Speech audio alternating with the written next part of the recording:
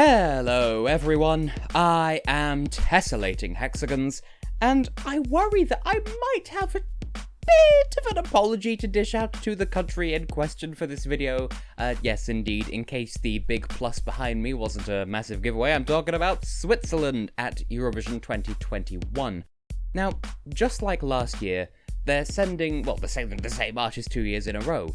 And apparently I've been saying his name wrong the whole time and nobody said anything. Y'all are too polite by half, I swear. So, I've been pronouncing it Gjon, but the XHE in Angela Peristeri's name from Albania this year makes me think that I might have been entirely mistaken, and Wikipedia reckons it's pronounced Gjon.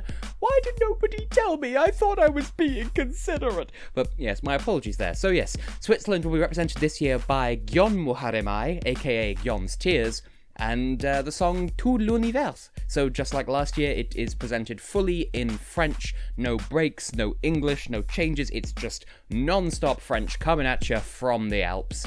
The title means the whole universe, music and lyrics by Gjon himself, as well as Walter Hardy, Nina Sampermans, and Javier Michel. I hope I said that right, because apparently I can't say any names correctly anymore. I have lost all of my credibility as a reviewer. But enough self-pity.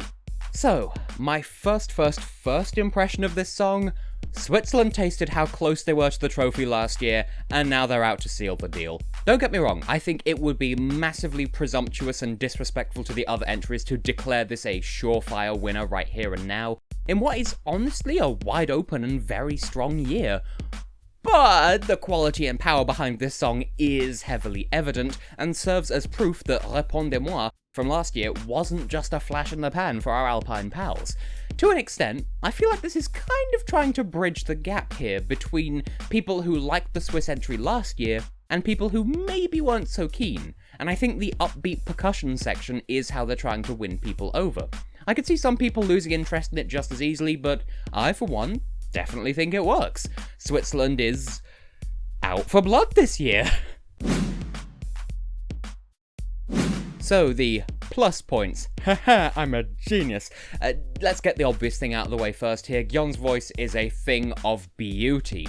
This song showcases everything he's capable of without feeling explicitly as though it's meant to be some sort of portfolio piece.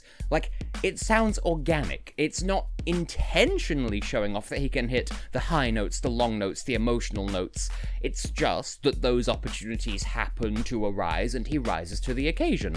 But the important thing is, they don't feel forced, they don't feel shoehorned in. Gjon's a natural talent, and this song is just natural talent making itself known. I dare say, to that extent, that the emotions of the song transcend the language barrier too. I do speak a bit of French, so I might be jumping to conclusions here, feel free to discuss that in the comments, but I feel like both Gjon's vocals and the musical arrangement itself both convey the rush of feelings that the story here is trying to convey. There's a kind of love, a sense of yearning, a sort of melancholy. There's a lot going on, and I feel like it all comes across effortlessly. Even outside of that, I think the music deserves due credit. It serves to complement his vocal range quite nicely and naturally, but unto itself, it also presents a very compelling soundscape overall. Again, it reflects the intensity of the emotions I mentioned before, but it also serves to walk the line between downbeat ballad and upbeat adventure anthem, for want of a better way of describing it. Nothing feels synthetic or cheap or gimmicky. This wasn't explicitly engineered to be a crowd pleaser above all else, basically. Once again, organic, natural, talent. That's what this song's all about. And in particular, I want to shout out the way the song builds on itself as it goes on. It starts fairly simple. It gives the impression of being a stripped-back ballad that, at its strongest, would hit the same highs as Gjon's entry from last year. But then the percussion comes in the second refrain, after building up in, again, an organic-sounding way, causing the entire atmosphere of the song to, as he says in the lyrics, explode. At least in this case in terms of energy levels, rather than, literally. All without breaking character, so to speak, at any point. All the intended emotions remain intact, while showing that there's more to this entry than just a sad boy piano ballad, as if that were ever a question in the first place. But just because I've heaped all this praise onto the song does not mean to say that you're obliged to like it. In fact, that's one thing right out of the gate, the hype around this song, and especially as Gjon as an artist. It isn't the song's fault, it's definitely not Gjon's fault, but it is still something that might interfere with some people's enjoyment of the song as a Eurovision entry. Switzerland was hyped up as a potential winner last year, and I kind of believe that if the contest had gone ahead, it would have been at the very least a strong contender, if not the winner when all was said and done. And honestly, a lot of that talk is kind of still circulating now, and if you don't find yourself on board with this song, I can imagine it being at best distracting and at worst infuriating, hearing people go, "Winner, winner, winner, winner," when you don't hear whatever it is that they're hearing. I've had that in previous years with other songs, I completely sympathise there.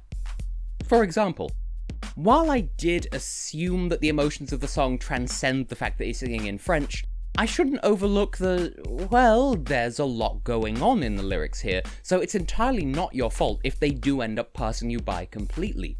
Whether it's because of the language, or because of the metaphors and storytelling, you just might not fully engage with what's going on with this one, and that may cause the song to lose appeal for you as a result. You might feel left out in the cold because the song expects more of your engagement than you're actually able to supply. That's not the song's fault, it's not your fault if you feel that way, it's just how it is with some people, and that's okay. Something that I find, personally, meanwhile, is that within the composition, while I did praise the way the song builds and hits its peak in a really good way, I do find that the power built up by the second refrain seems to be ripped away rather quickly for the sake of slowing down in anticipation of hitting a greater high thereafter. For what it's worth, in the grand scheme of things, it does achieve the effect it's going for, but in the moment itself, I feel a rather palpable wind extracted from sails moment there. If that bothers you too, then just remember it's only for a moment and then the energy comes back stronger than ever before. But at the same time, to everyone else, let's not forget that that moment is there and some people will respond to it negatively, so, people be having feelings. If there weren't different opinions, it wouldn't be a contest. You're valid no matter how you feel about this song, is what I'm trying to say here. On that note, with everything summarily laid out on the imaginary table, how would I rate this song? I don't want it to sound like I'm caving into the will of the masses or anything like that, but I am feeling a personal score of 10 out of 10 here. My first impressions of this song led me to that number, and every time I've heard it since, I've liked it even more. Don't get me wrong, rabid fandom hype is usually a very quick way to just completely kill stone dead my appreciation for a song, because I put it to the same level of scrutiny as any other song, and it ends up crumbling, leaving me with a song that didn't measure up, and a bunch of hyperstans who are angry I didn't give their precious baby special dispensation. But in this case, no. As far as I can tell, the hype for this song is fully justified. This is a really strong entry in my opinion. Honestly, even putting my personal feelings aside and thinking with my juror hat on, this still gets a technical 10 out of 10. Switzerland is packing powerful, emotive vocals this year in a song that sounds fully authentic, fully sincere, and not at all cynically machine-made with an artificial win in mind first and foremost.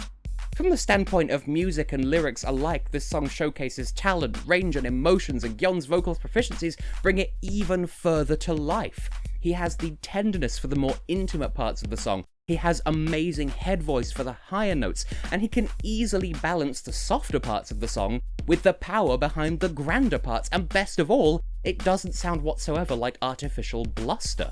As far as I can judge, this is, plain and simple, an excellent song in every way that I'm qualified to analyse.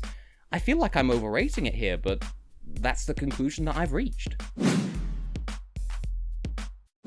And now, if you've been following these reviews, you are probably sick to the moon and back of hearing me talk about last year being cancelled, discussing how each country has dealt with it, but hey, it's part of the format this year. Switzerland's case, a pass, easily. They've kept their chosen artist from last year, which is an instant leg up towards getting the green circle of good anyway, and there are clear signs of support from the delegation as a whole when it comes to producing and promoting the song. Furthermore, it's clear to me that input from last year was taken into consideration when selecting and preparing this entry without a moment of conceit, or, they didn't feel themselves above taking on board feedback despite how being hyped up they were last year. In short, same artist, mindful song production, caring and enthusiastic promotion, a fine display all around from Team Switzerland this year. I really have no complaints. So, is Switzerland going to qualify this year? I'd say absolutely, with 99% certainty. I like to leave that 1% of doubt free just in case, because this is the world of Eurovision. Anything can happen, and it routinely does. But realistically, the song has hype on its side, so the public will definitely connect to it the way they did last year, and there is nothing about this song that the juries won't love, realistically. So Switzerland is all but guaranteed a massive boost of points from both sides of the fence. Add to that he's due to perform in the second half of the second semi-final, and you can see why I'm so confident in his chances, I would have thought. The real question is where he'll land in the final when the voting lines close. Could this win Eurovision 2021?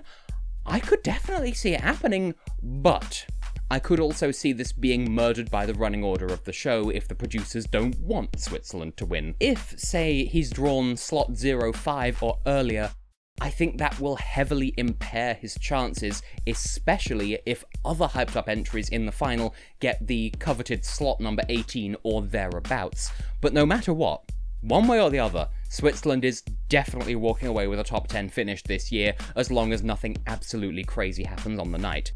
But that's just how I feel, that's just what I'm expecting to see, and I am just one person. As are you, so I shall throw it over to you, lovely people. What do you think of the song? As ever, iCard, Enslate, video description. The links are in all of those places. You can go and listen to the song for yourself. I highly encourage you to do so. Come to your own conclusions, have your own original thoughts, and, well, share how you feel if you want to.